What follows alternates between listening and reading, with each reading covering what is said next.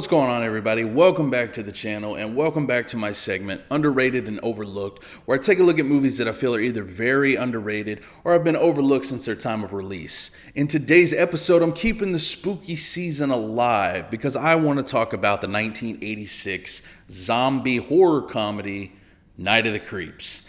Now, this is a movie that I think flies under the radar for a lot of people because honestly, I don't think a lot of people are real familiar with it. It has gone on to garner somewhat of a cult classic status, but not to the degree of like a Killer Clowns from Outer Space or The Monster Squad. And speaking of The Monster Squad, this movie is directed by Fred Dekker, who also directed The Monster Squad. This is another gem of his from the 80s that kind of harkens back to the 1950s. There's a lot of homage being paid to movies from that time period and even older classics as well. And Fred Dekker's a guy that unfortunately got kind of a shorthand when it came to movies especially back in this time period, because he made Night of the Creeps, didn't really do a whole lot of box office, didn't really blow anybody's socks off at the time. Same thing with Monster Squad. It went very underseen. Unfortunately, he didn't get a lot of help behind it. And then he made RoboCop 3, and that kind of killed his career for a long time. He's recently kind of popped back up. He was a big-time collaborator with Shane Black, so he's gotten to kind of do some things here more recently, but unfortunately we had so many years go by without any of his work because after RoboCop 3, just nobody wanted to hire him anymore, and that kind of sucks because I think Fred Dekker is actually a really solid filmmaker, and what he has done with this movie, as well as like Monster Squad 2, he's just put out, movies that are a lot of fun. They have a lot of character to them. And with Night of the Creeps, you get a lot out of it. I mean, there's funny characters, there's charismatic people in the movie, there's awesome effects, especially for the time period. Now, if you're not familiar with the movie, which I assume a lot of you probably aren't, essentially what we have here is a movie where an alien race, one of the aliens goes rogue. He sends down basically these little slug monsters that crawl into your mouth. They take over your brain and turn you into a zombie. So it's the 1950s. This happens. It takes over the body of a guy. He goes on a killing spree. The police kill him, they freeze him, and then in the 80s, he gets thawed out by two college kids, and basically from there, craziness ensues. And that's where a lot of the fun in the movie comes from, because it's just so off the wall and zany and just kind of all over the place. I like a lot of movies from the 50s were, and I love that Fred Dekker's a big fan of the 50s because he's paying, like I said, a lot of homage to movies from that time period, especially, horror movies and body horror and all that kind of stuff. And the body horror in this movie is great. Once it gets to a point where you have these creatures taking over, more and more characters in the movie, and you get to see them going around in their zombie-like form, it is a lot of fun. I mean, the effects work here is top-notch, and it sucks that this movie went so underseen because these effects are something that definitely are worth looking into.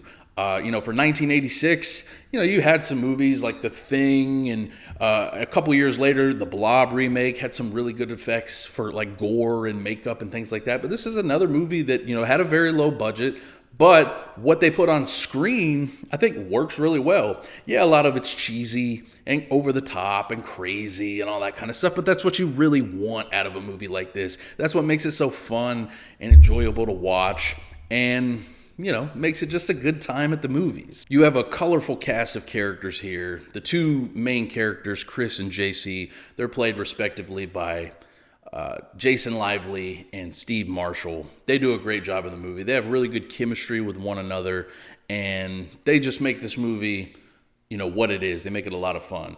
You also have the great Tom Atkins playing the lead detective in this movie, and he is flawless throughout this movie. He has all the best one-liners, and he just does an incredible job in this movie. He's hamming it up quite a bit. He's chewing the scenery, but man, is he so much fun to watch in this movie, and he definitely steals every scene that he's in.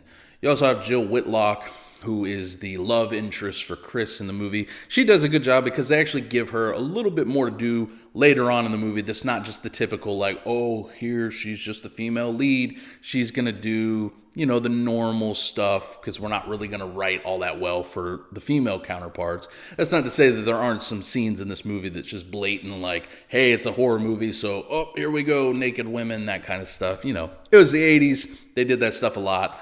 And this movie's honestly kind of poking fun at that a little bit because it is, even though it is a horror movie, it does lean into that horror comedy territory a lot of the time. And it's something that I can appreciate because I love a good horror comedy, but it has to walk a really fine line. And this is a movie that I think does well because it's a movie that you can kind of, you know, get a little scared at from time to time, but just because some of the effects work really well. But also you can laugh at a lot of the jokes, a lot of the one-liners, and just some of the ridiculousness of some of these characters, you know, that makes it that much more funny overall. There's not much more I can really say about this movie. You know, like I said, I think the movie works a lot. I have a lot of fun with this movie. The effects work is great. The cast here is really fun, and you know they're putting in a lot of good effort here. And just the overall atmosphere of the movie is great for the time period. It's a great, fun, cheesy 80s horror movie. And you can't get much better than what you have here. So Night of the Creeps is a movie you should definitely check out if you've never seen it. If you've never heard of it, definitely look into it. You know, it's a lot of fun, and I definitely recommend that you check it out. That's about it for me, guys. If you have had the chance to see Night of the Creeps, please let me know what you thought about it in the comments below. Be sure to subscribe to the channel for more reviews, rankings, and more of this segment, Underrated and Overlooked. I'll leave links down below on where you can follow me and check out more of my reviews. And until next time, I'll catch you guys later.